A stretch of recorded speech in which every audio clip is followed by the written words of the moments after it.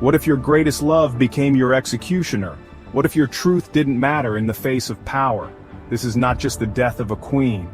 You're watching Histoveins. Subscribe now and join our journey into the hidden past. London, May 19, 1536. A grey sky loomed over the Tower of London. In the courtyard, a scaffold had been built overnight. Whispers filled the heavy morning air. Today, a queen will die. Anne Boleyn, the woman who shattered the old order, challenged a king and reshaped a kingdom, met her fate.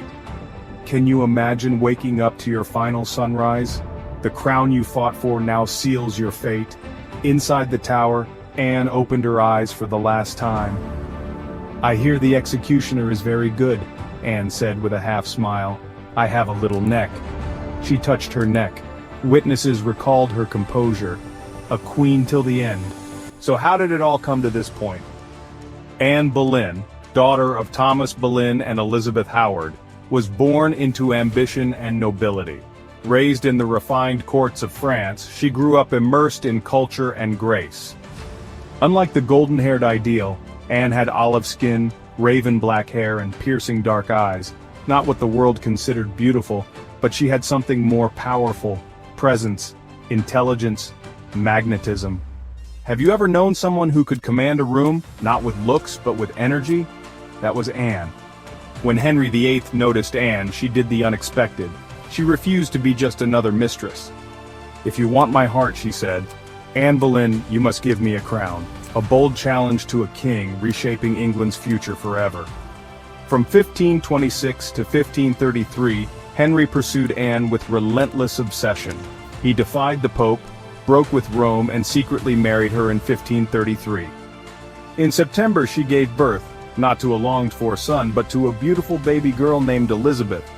Anne's reign lasted only 3 years, but in that short time she promoted reform, supported scholars, and spread English translations of the Bible. To her enemies, she was heretic. After the birth of Elizabeth, Anne Boleyn tragically miscarried twice, once in 1534 and again in 1535. To Henry, sons were dynastic lifelines. This was a betrayal by nature itself. His love faded, enemies circled him. Thomas Cromwell, the king's chief advisor, led the charge against Anne Boleyn. In April 1536, serious accusations surfaced. Adultery with 5 men including her brother. Treason. Arrested on May 2nd, she was locked in the Tower. Her trial on May 15th was a spectacle of injustice. No defense counsel, no right to face her accusers. The jury, all loyal to the king or her rivals. She answered with wisdom, appearing more angel than woman.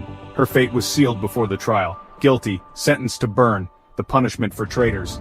Henry mercifully changed it to beheading. May 19, 1536. Anne was told her execution was delayed until noon.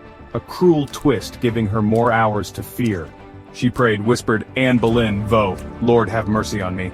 To those near her she declared, Anne Boleyn, I am guiltless of what they accuse me of. At noon the drums began to sound.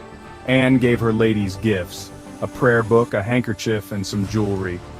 Anne Boleyn, remember me and how I end my days. She walked to the scaffold, her fate sealed.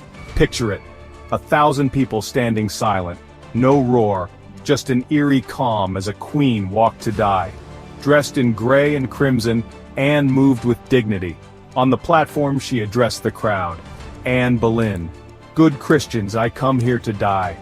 One of her ladies blindfolded her. She whispered, Anne Boleyn, Vio, Jesus receive my soul, O Lord have pity on me. The French executioner called out loudly, Where is my sword, where is it?